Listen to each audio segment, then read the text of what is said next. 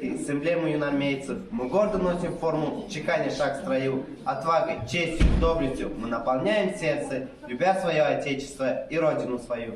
Мы, юноармейцы школ района, активно участвуем в разных патриотических акциях. Одна из них – письмо солдатам. Если раньше мы писали письма выпускникам-срочникам, то сейчас, с большим желанием, юноармейцы пишут письма солдатам в зону специальной военной операции.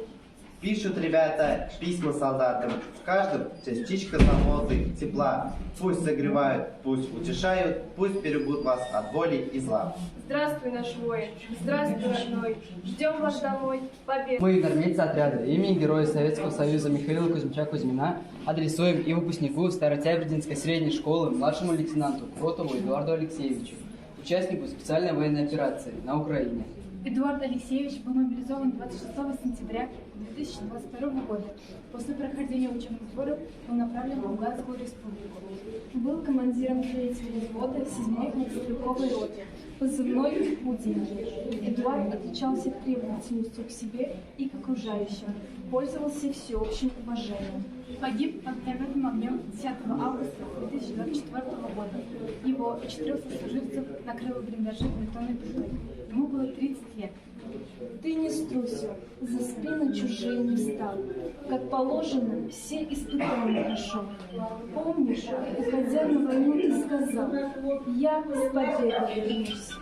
Имеет боевые награды защитнику Отечества, за спасение погибавших, за мужество, отвагу и самоотверженность, проявленные при исполнении воинского долга. Младший лейтенант Кротов Эдуард Алексеевич представлен к награждению орденом Мужества посмертно. Отряда имени полного кавалера Ордена Славы Тимиршига Рафудиновича Назмудинова. 27 декабря ему исполнилось 100 лет. Сегодня в его родной деревне Шушерма состоялось торжественное открытие бюста, куда приехал его внук Тимур Назмудинов, который сейчас живет в селе Первомайское, Республики Крым. Родился 27 декабря 1924 года в деревне Шушерма, Кайбецкий район, Республика Татарстан.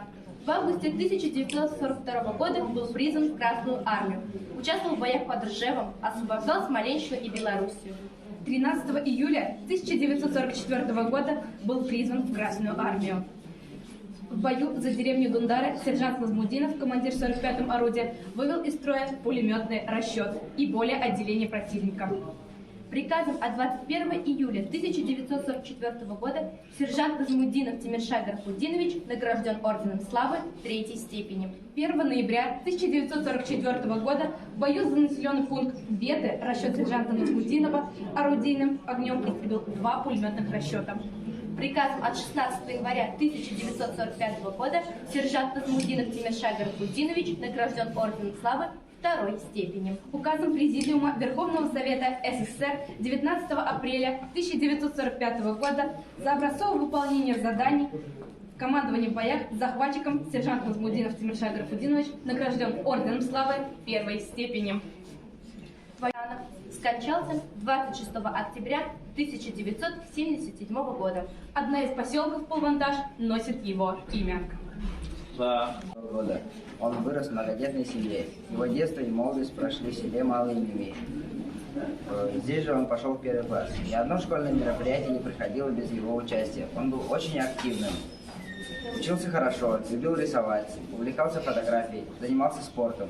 Как настоящий пионер он был отзывчивым и дружелюбным, честным и справедливым.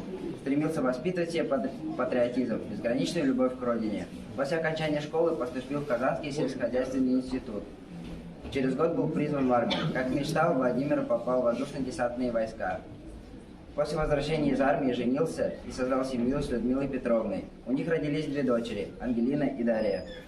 Позже открыл свое дело и работал в строительной сфере. Настоящий мужчина Владимир в октябре 2022 года, не раздумывая, встал на защиту Родины и добровольцем отправился в зону СВО. А в октябре 2023 года, выполняя задачу по штурму позиции ВСУ, получил множественные осколочные ранения, однако из боя не вышел. Понимая, что данную позицию не удержать, сержант Козин Владимир Николаевич, жертвуя собой, спас боевых товарищей. За мужество и героизм, проявленные при выполнении задач в ходе специальной военной операции, был удостоен звания Героя Российской Федерации. посмертно.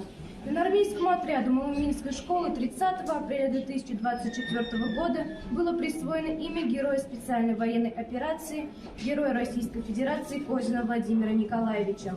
2 сентября 2024 года на торжественной линейке Дня знаний глава Кабельского муниципального района Рахматуллин Альберт Ильгизарович вручил сертификат о присвоении нашей школе имя Героя Российской Федерации Козина Владимира Николаевича. Все.